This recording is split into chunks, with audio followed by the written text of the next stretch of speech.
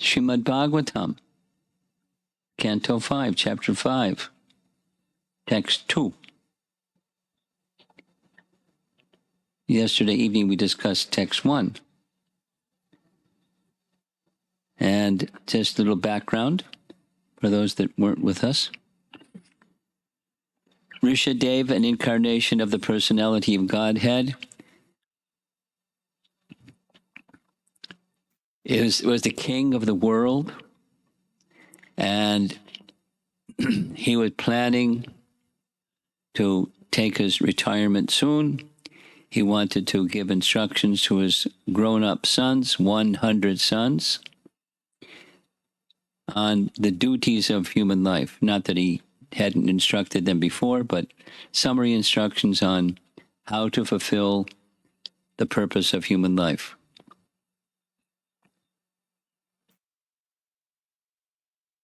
Try it sometime. Ask some people, not challengingly, but interesting, what's your idea of the purpose of life? You're not going to get a clear answer, generally speaking. But Ṛṣabhadeva has a very clear, the verse that we discussed yesterday was do not and do. Do not live like an animal, live like a human. And the human form of life is meant for voluntarily executing or exercising some tapa, but not just worldly tapa, but tapa, divyam, transcendental, purpose-directed divyam towards the ultimate goal of life. The human form of life, out of all the different species, has a special prerogative and responsibility. Brahma Sokyam Twanantam, a happiness that is without limit. We all want happiness, and we discussed this yesterday. But it's not what real happiness is, and it's very much mixed with unpleasant life. Sweet rice with sand. Not so palatable.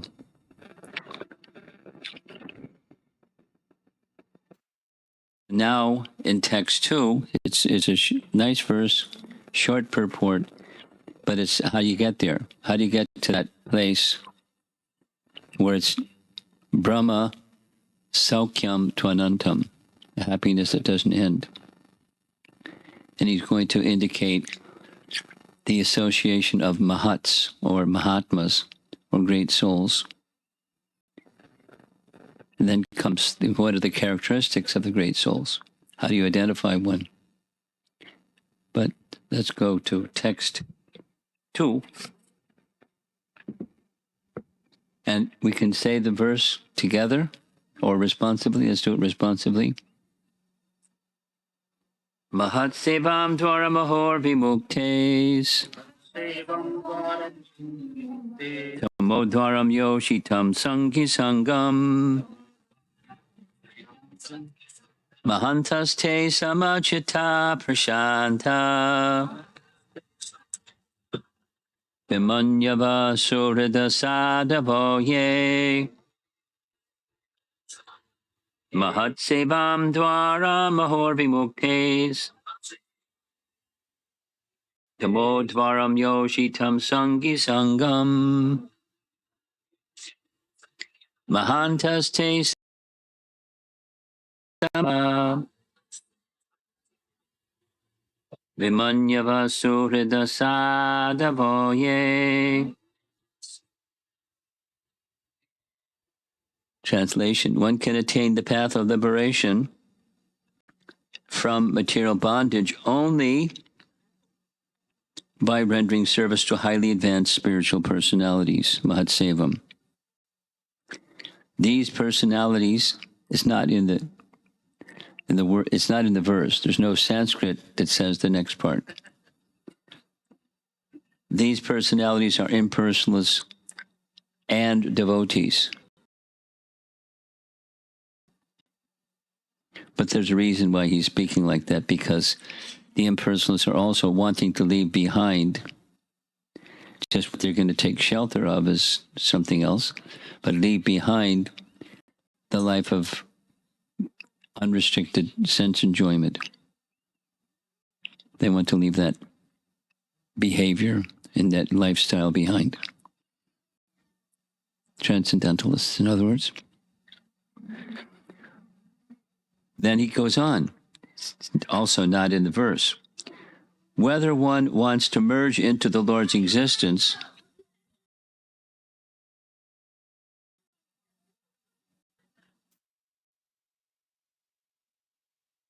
or wants to associate with the personality of Godhead, one should render service to the Mahatmas. Who are the Mahatmas? Those who are not interested in such activities, who associate with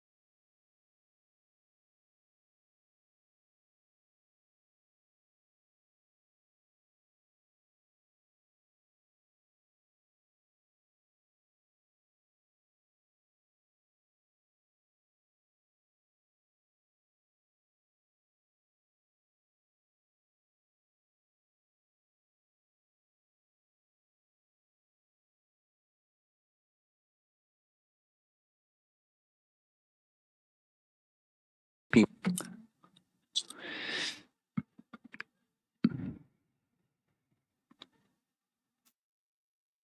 Purport. The human body is like a junction. What does he mean?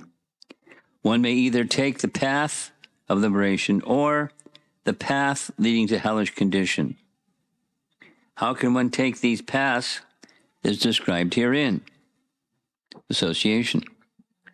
On the path of liberation, one associates with Mahatmas, and on the path of bondage, one associates with those attached to sense gratification in women. Now, just a little qualifier. Prabhupada, at more than one occasion, said when it speaks about attachment to women, it means vice versa, women too much attached to men. So it's perspective, but it applies equally to both. In case you're feeling put upon, poor ladies in this room here.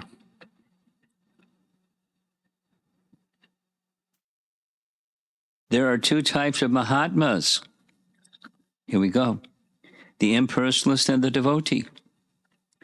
Although their ultimate goal is different, the process of emancipation is almost the same.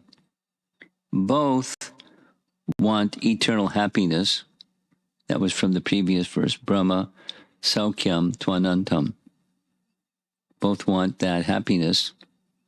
One seeks happiness in impersonal Brahman, and the other seeks happiness in the association of the Supreme Personality of Godhead.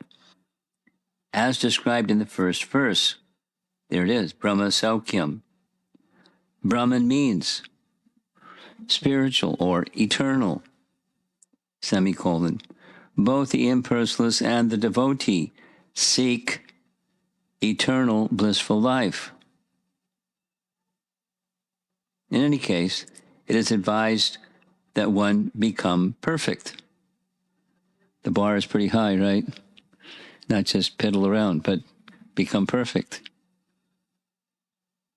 You ready? You sure? Don't read the Srimad Bhagavatam if you don't want to become perfect. If you want to become perfect, it'll help you understand what it means and be inspired to go there.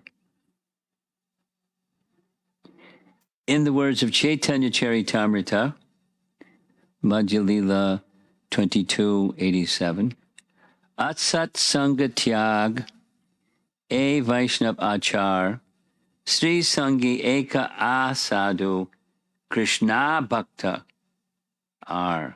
Krishna Bhakta. Those who are versed to Krishna Bhakti. Krishna Bhakta are. And they're asadu. To remain unattached to the modes of material nature, one should avoid associating with those who are asat, or materialistic. There are two kinds of materialists. One is attached to women and sense gratification, and the other is simply a non-devotee. On the positive side is association with Mahatmas, and on the negative side is the avoidance of non-devotees and women hunters. End of purport.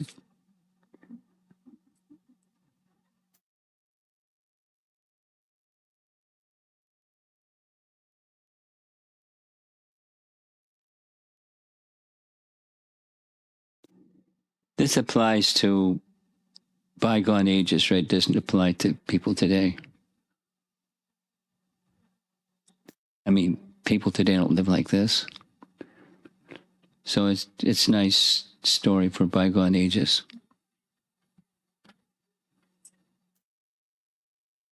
Some people think like that.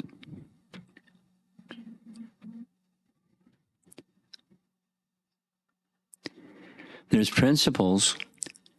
The path of spiritual elevation has principles.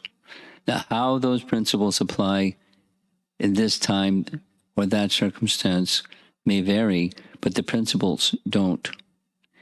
And it's not just this ism versus that ism, because these same principles apply to any ism or any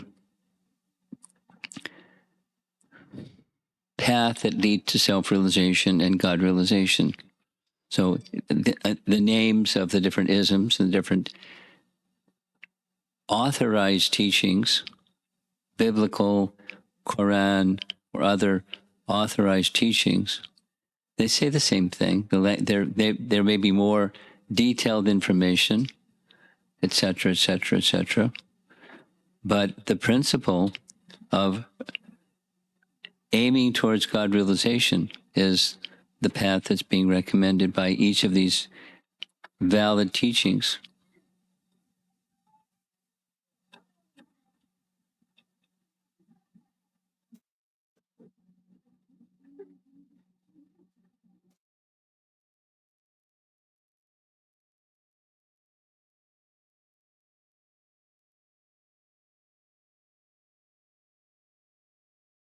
Come on in.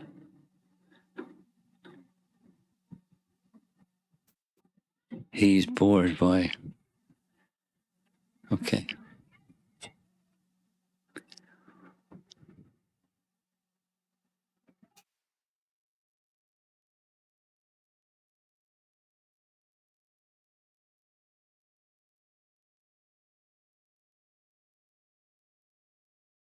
I selected these verses because Prabhupada spoke often, again and again, so many times again and again on these verses to all different kinds of audiences.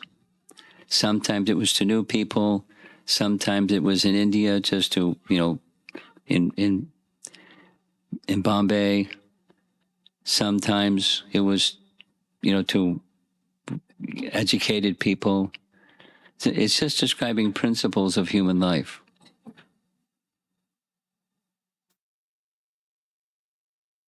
We discussed a little bit yesterday, but to repeat, the principle of the eternality of the soul is fundamentally important. And because of the eternality of the soul, we move from this birth to the next birth to the next birth. And it's dependent upon guna and karma, the next birth. We're not sure. We can guess. But the principle is, according to the association that we keep, we develop activities like the association that we keep. And according to the association we keep and those activities, then there's a certain set of karma, and that karma is going to carry us to the next situation. Not exactly the karma that carries, but it's the mind.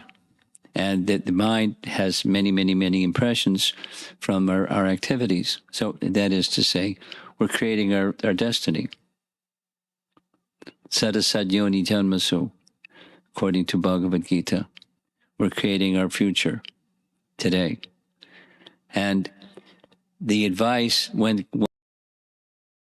pain, which is rare, manusha dorlabham, very rare to achieve the human form of life, then you get something very, very special.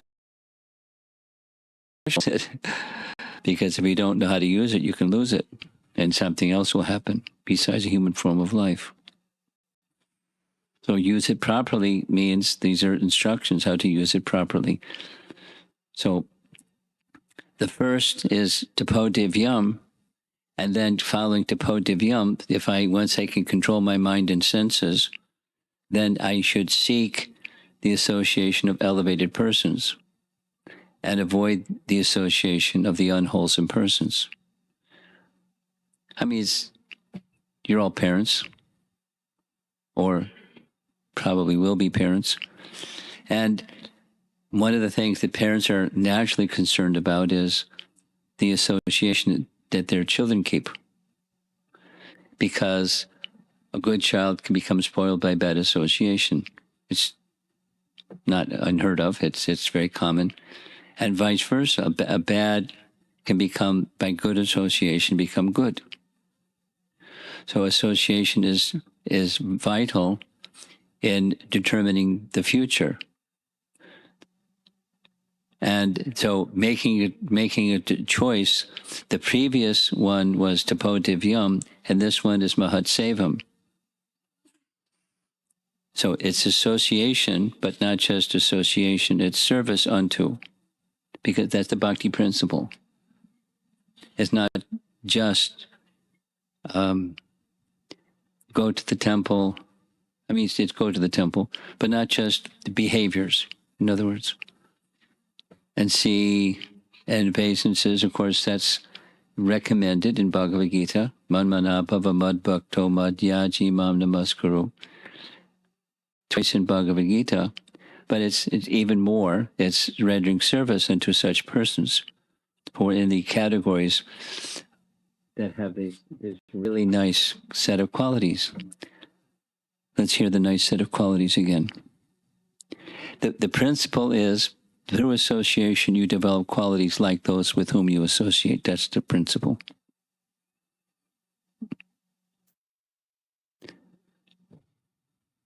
Bhagavad Gita teaches the same.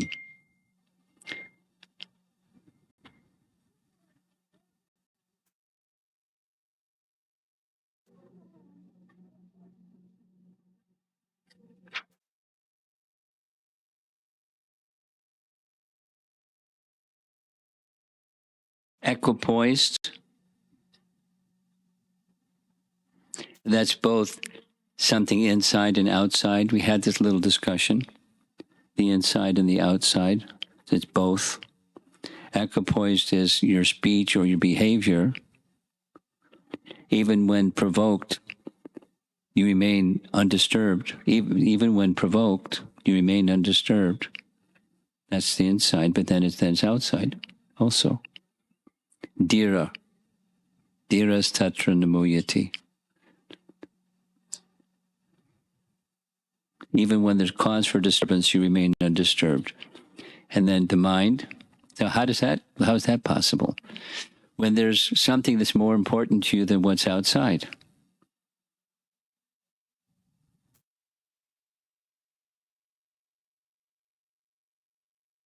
Something that I share, because it's really easy to understand it, I share with college audiences, is a principle that Viktor Frankl, he's not a Hare Krishna Acharya, but he has some very simple teachings that are very practical. And you just insert Krishna and it becomes transcendental, then besides practical. Viktor Frankl was an author. He's now no longer with us, but he was a Jewish man in a Nazi concentration camp during World War II, and he survived. And he tells the story of what it was like, and et cetera, et cetera. But by profession, he was a psychiatrist or a counselor of some type or another. And his intention, what got him through that terrible situation, was he wanted to help people who were in a terrible situation. There was nothing they could do, and how to handle your emotions when there's nothing you can do about the circumstance. So he couldn't do anything.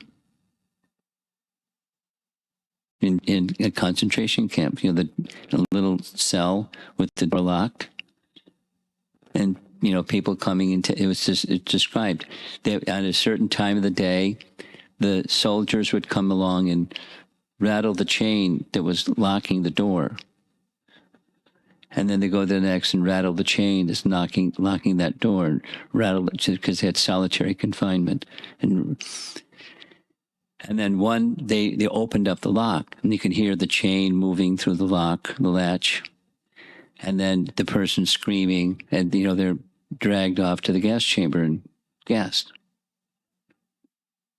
And that was part of the torture of who's next,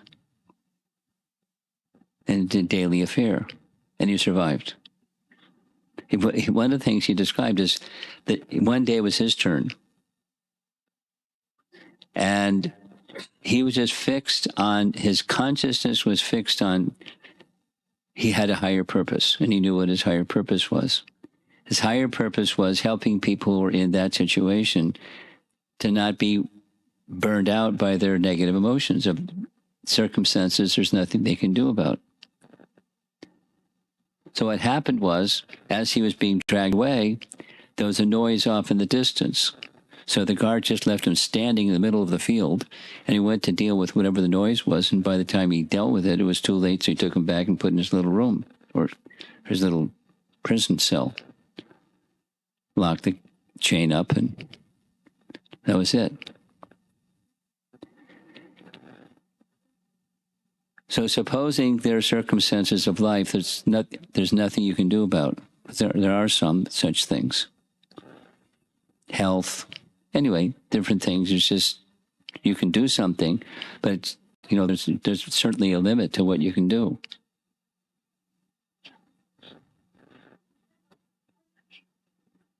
And then what do you do?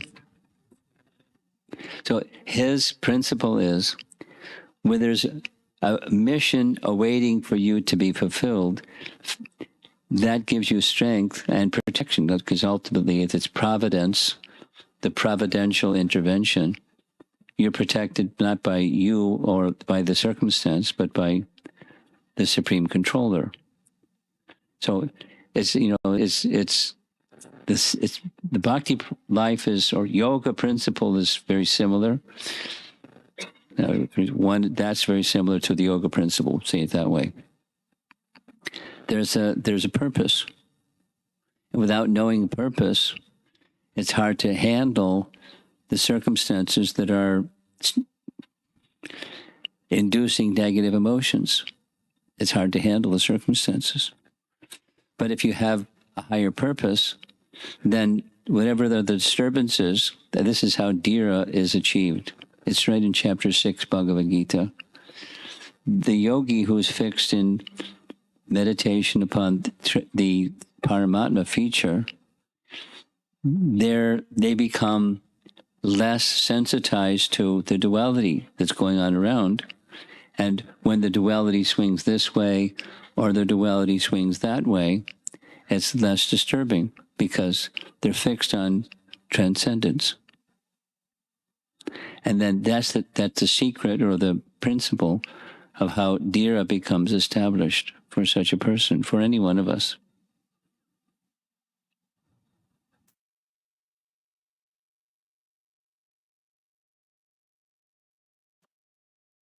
Dhiras chatra namuyati. So equipoised.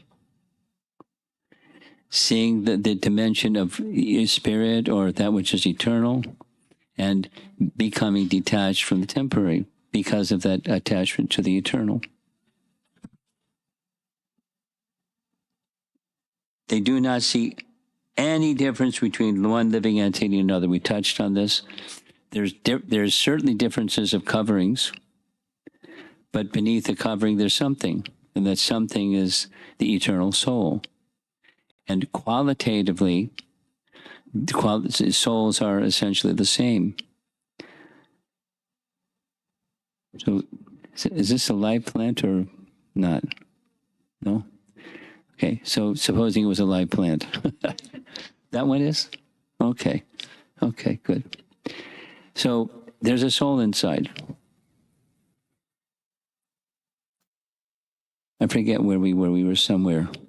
And there was a spider kind of crawling around. Oh, it was in Portland. And he was checking us out. We were checking him out.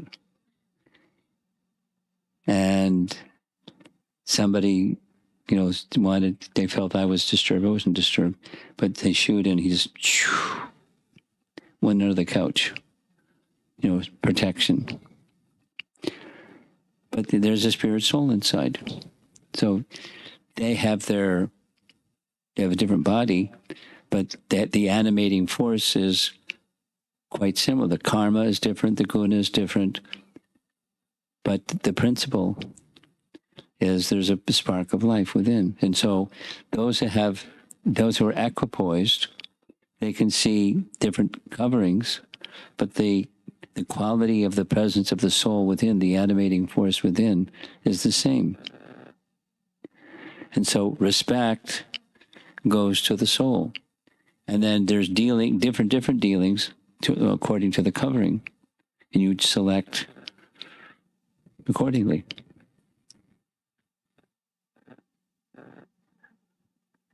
But on the spiritual platform, equipoised. They are very peaceful and are fully engaged in devotional service. A platform of peacefulness. You know the peace formula, right? You remember the verse, the Sanskrit, 529 Bhagavad Gita? Say the whole thing. Let's say it together. Bhoktaram yagatapasam sarvaloka maheshwaram suradam sarvabhutanam yatvamam shantim. You know the verse too. You were saying it with us.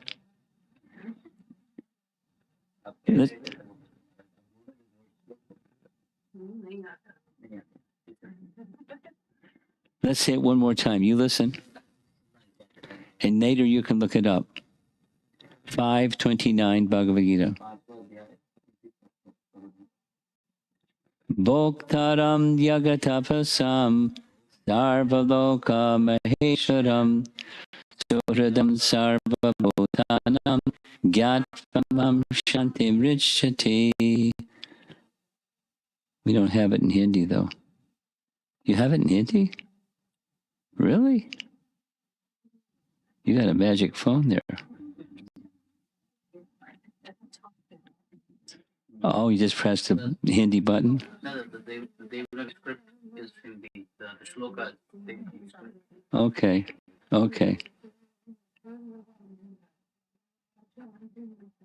There you go. Prabhupada calls that Mataji. Prabhupada, yes, it's okay. I do. Prabhupada calls that the peace formula. Peace formula. So I'm going there because that's what's here in the verse. They're very peaceful. Not just peaceful, very peaceful. So the peace formula, 3 things. Bhoktaram, we're all doing sacrifice, like the previous was tapo divyam. We're all doing some kind of sacrifice or another. The formality is a Vedic sacrifice, but even the non-Vedic sacrifice, there's sacrifice to do something. And ultimately, Krishna is the peace formula is to know that Krishna is the enjoyer of that sacrifice that you're making. And think of things that you do that it's a sacrifice. I mean, you may like to do it or not like to do it, but it's a sacrifice. You're not doing other things because you're doing something that's important or duty or meaningful, and so you make a sacrifice to do that. And the peace formula is ultimately Krishna. Ultimately, Krishna is the bhokta of yajna. That you understand. Bhokta, enjoyer. Yes? No? Tell her in Hindi. Okay. Number one, it's three things. Number one, Bhoktaram Jagatapasam, Sarvaloka Maheshwaram. He's the Maha-Ishwara of all planets. Of it. She's reading it. Okay, she's got it. We're coaching you. Special attention tonight. Sarvaloka Maheshwaram, then Suhridam Sarvabhutanam. Suhrid, special dear friend of all living entities. Sarva Bhutanam. All living entities, he's the best well-wisher. And we have friends, and we have special friends, and then there's Krishna. He is the best friend of all living entities, even the spider. He gave him the intelligence. Oh, they're going to do something. Under the couch. We said, Haribol. Don't forget to chant your rounds. Here's a little prasadam.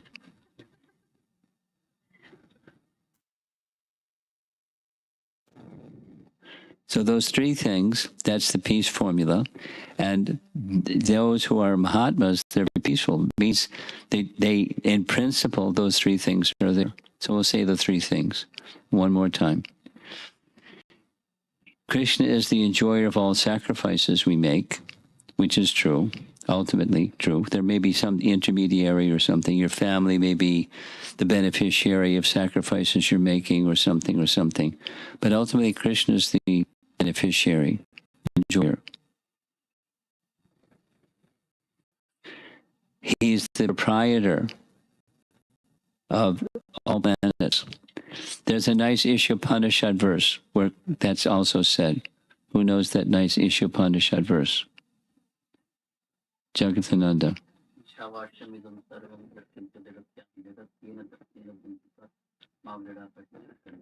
Anyone else know the verse? You know the verse? You can say? Oh, translation? No, just say that Sanskrit. Tena, Tena. Let's say it all together. Isavasyam idam sarvam yatkincha jagatyam jagat tena chaktena bonjita magradaha krashaswidhanam. So that's saying essentially the same. He's the proprietor of everything. He's the Isha of everything.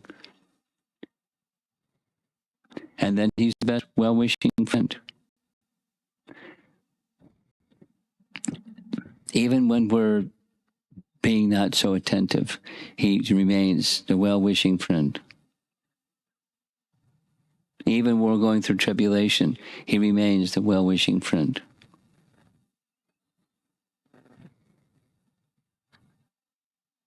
Even when that tribulation seems like it's unending, he's a well-wishing friend. And he can change the course of that misfortune into fortune in a second.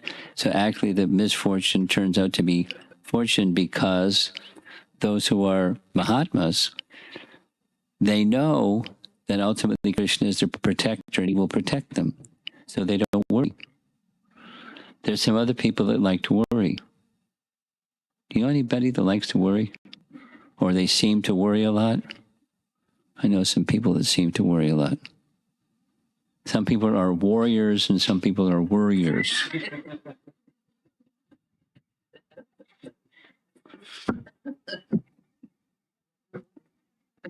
She didn't get the joke. And are fully engaged in devotional service. They're devoid of anger.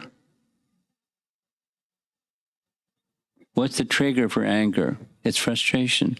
It didn't happen the way I want. You become angry or frustrated or sad or, some other, but angry. They interfered or I made a mess or something. No, it's just angry. Frustration. And they work for the benefit of everyone. Global. But maybe some of you know there's a youth retreat that's going to be taking place soon. Maybe it may become an annual thing because maybe some of you, these boys here, are a little bit too young. But Vaisheshika Prabhu is going to be conducting a global youth retreat. They've got a nice acronym, GYR. And it's running simultaneously with TSI. That's another youth retreat that's going to be taking place during the, Christmas, New Year, vacation from school holiday. So they're being taken care of. I mean, Vaisheshika Prabhu is golden. I don't know who's going to be leading the other one. But just before here, I was in Portland. There's like 10 kids going. Mayapur and Vrindavan with Vaisheshika Prabhu Ki Jai. They're very fortunate. From all different stages of their education and developing their careers and things like that. I'm sure it'll be fantastic. So,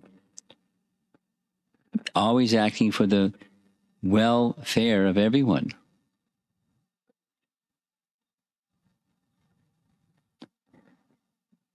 And the last, they never behave in any abominable way. That's a nice. So let's do the Sanskrit. Vimanyava. Without anger, parentheses, one must distribute Krishna consciousness to persons who are hostile without becoming angry at them. Ooh. So Radha, same well-wisher to everyone. Sadhava, qualified devotees without abominable behavior. So that's where the have no abominable behavior is a sadhu or sadhava, without abominable behavior. I mean, there's always the opportunity, as we say, as Krishna says in Bhagavad Gita, it's possible that an elevated person can do something abominable. But Krishna corrects that situation, and Krishna considers such a person who is rightly situated to be sadhu. So even if they do, they don't. Or it's Krishna does the course correction.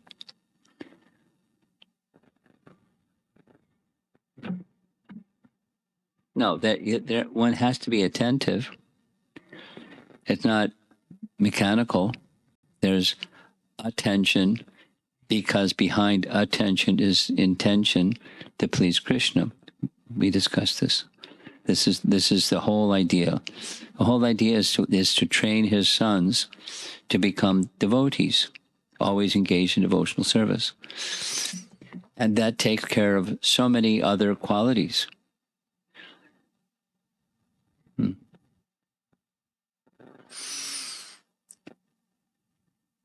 We had a little discussion in the morning. Are qualities something that we should strive for, or are qualities something we don't need to strive for because they're automatically come?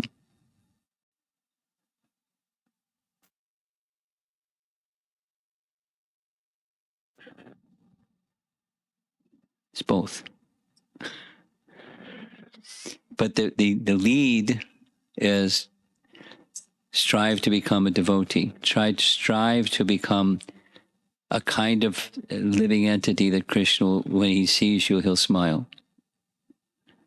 And so then you want to do things that are going to make Krishna smile. For example, this and that and the other thing, cleanliness and truthfulness. Don't deceive, don't lie, don't steal, don't this, don't that.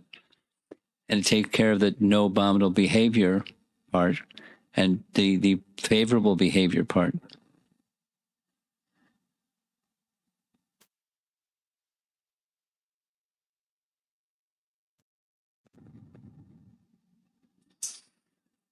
I'll just say this and end. I've been listening every morning to a series of room conversations in different cities. The present city that Prabhupada is visiting is London. The recordings, 1973. And there was a really long, over an hour discussion with a gentleman that was a Buddhist teacher.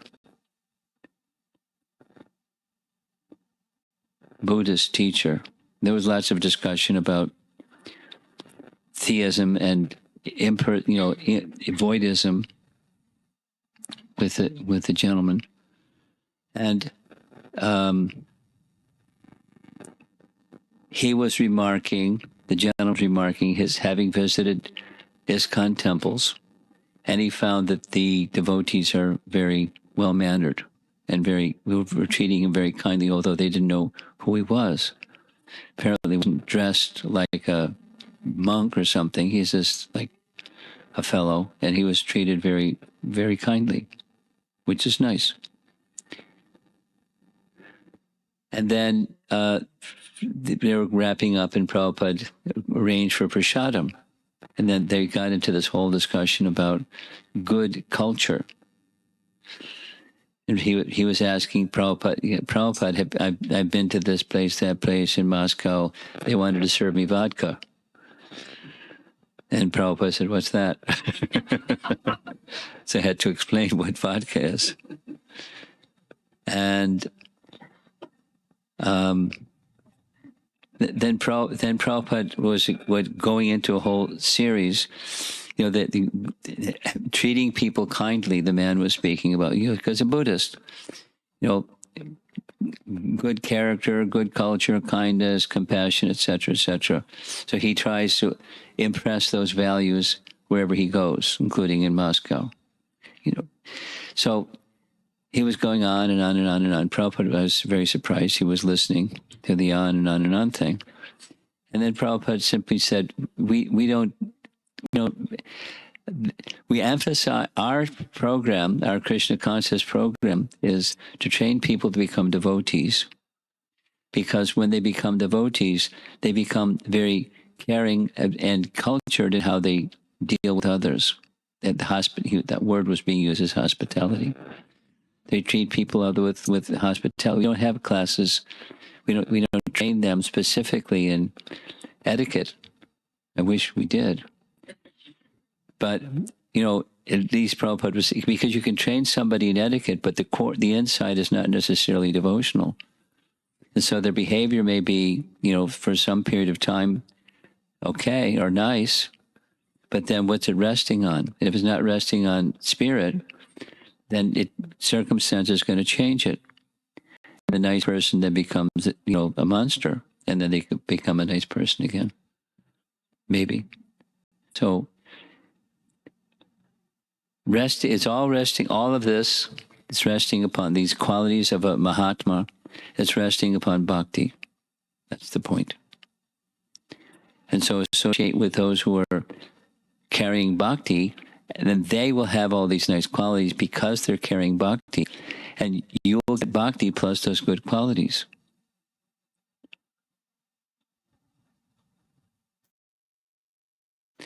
And not only have good qualities, but go to that place where Brahma Sokyam Tvanantam.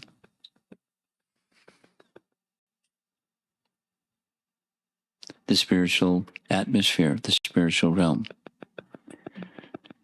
Let's see if there's some discussion.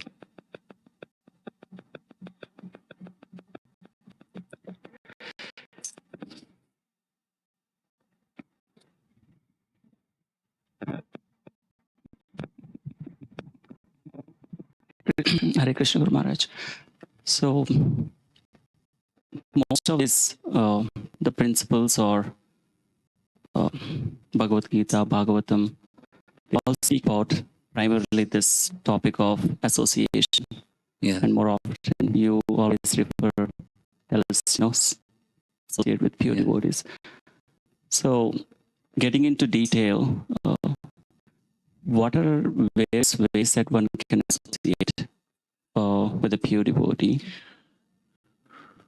And there is a verse in Bhagavad Gita, Pranipatena, like you hear submissively, you inquire from the spiritual master or the pure devotee and render service. So you anything that different ways, because there's not everyone has that opportunity to do that. We all have ears, and by modern facilities, there's recordings of the sound and the hearing of that sound with attention. What happens is two things.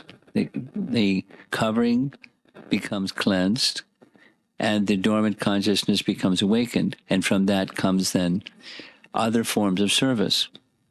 Like, for example, there are many devotees all around the world that during this month of December, they're engaged in book distribution, because it's the book distribution marathon traditionally.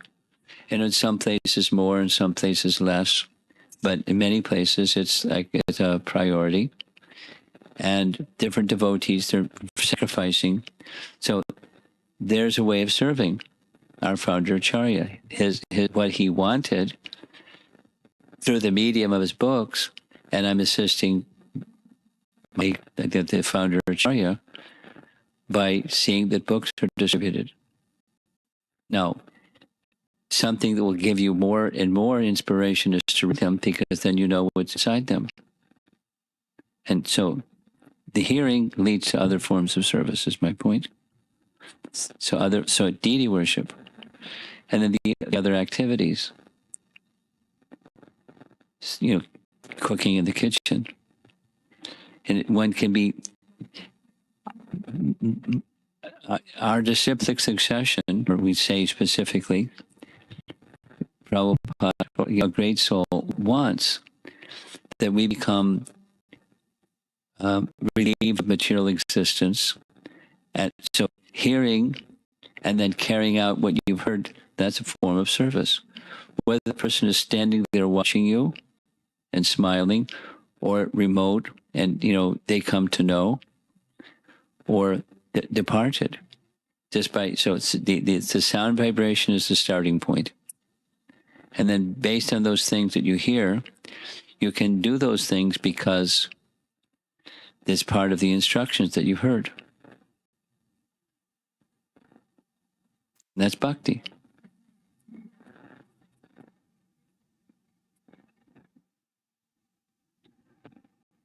How did you know? He sent you a text message? Oh, okay. Okay.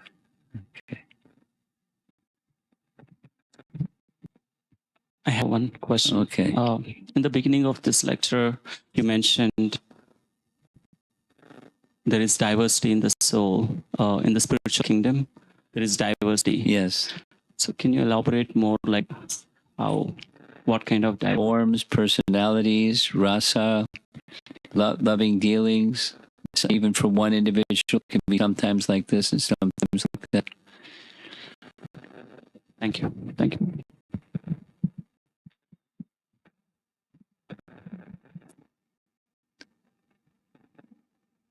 Yes.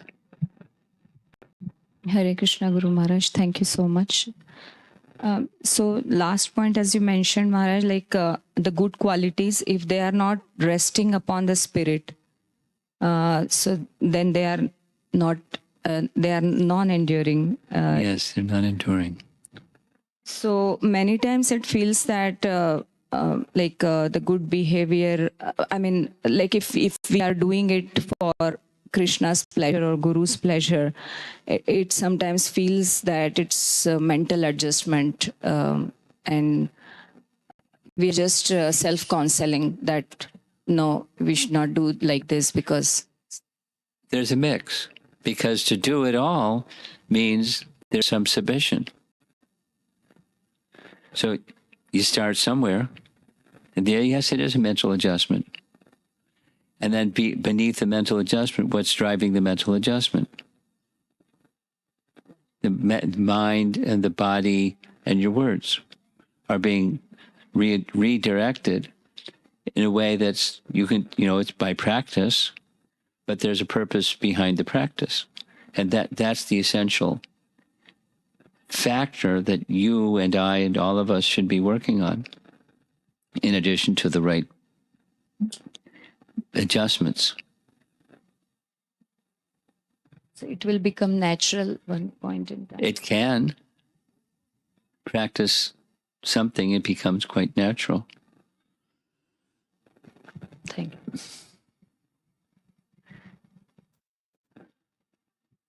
Ask her son about his mridanga playing. Probably when he's just sitting there bored in class, he's playing mridanga on his knees. Becomes quite natural. Not bored, but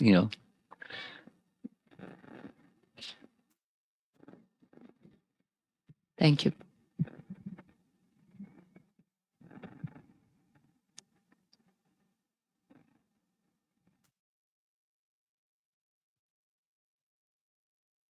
No, you go ahead. Age before beauty.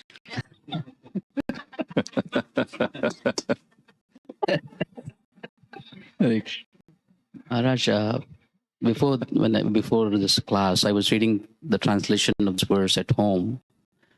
Of course, the word Mahat Seva is there in the first in the verse. Yes. But Srila Prabhupada then translates, as you said, very generously, the Mahats are of two classes, impersonalists and the devotees. Yes. And usually Prabhupada is not very generous about the Mayavadis. So are we to understand that Prabhupada is talking about the Brahmavadis here, the impersonalists? No, it's just not. He's. My understanding is this: he's emphasizing go for Brahma Sukh. Of the previous verse, he's building on the previous verse, and there are two classes that go for Brahma Sukh: the impersonalists and the devotees. And then he says it again, right in the translation. Whether they want this or they want that. They're leaving behind the animalism and going for this Brahma Sukh.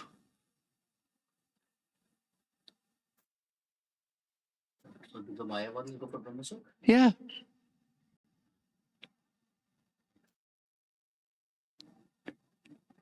That's their thing. Brahman Satya, Jagat Mithya. Okay. It's just building on the previous verse. It's not certainly not advocating. There's a certain generosity that's surprising, but it's building on the previous verse. I was appreciating a point you made, but I wanted to clarify that I understood correctly. Okay. So I may very strongly identify as a woman or this body, and based on that, I have strong feelings that swing me this way and that way. I feel really happy if this happens and feel really depressed if this happens, or circumstances, and my emotions will change. And I'll tie it a lot to the body.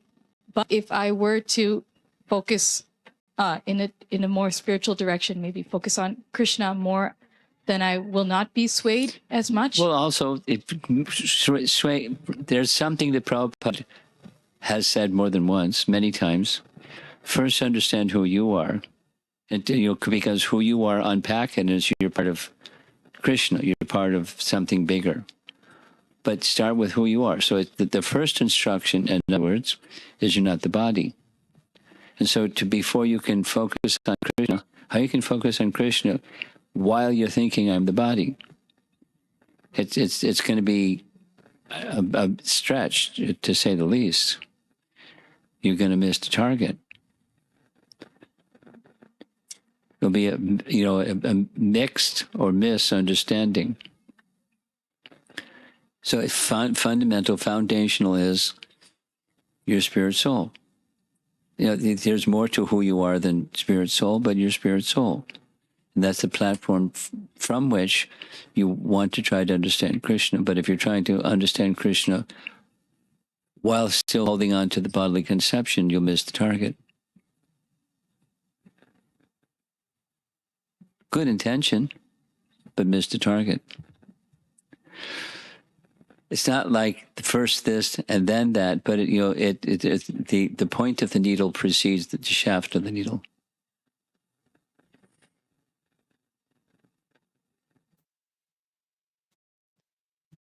No, to get a true understanding of I'm spirit soul,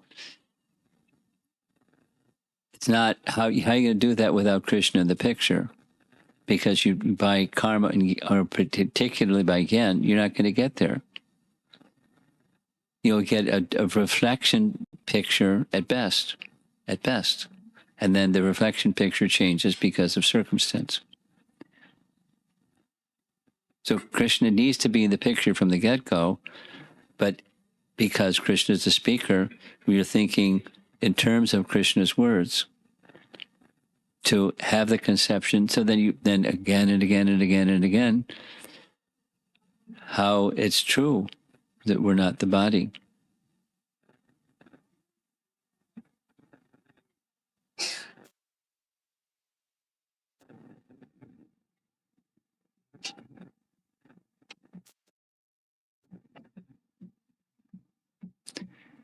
Is that okay?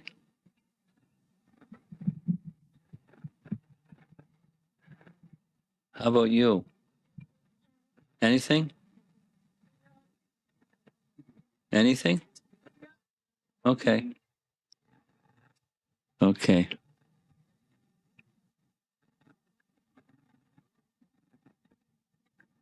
Okay. Thank you very much, Prabhupada Ki. Jai.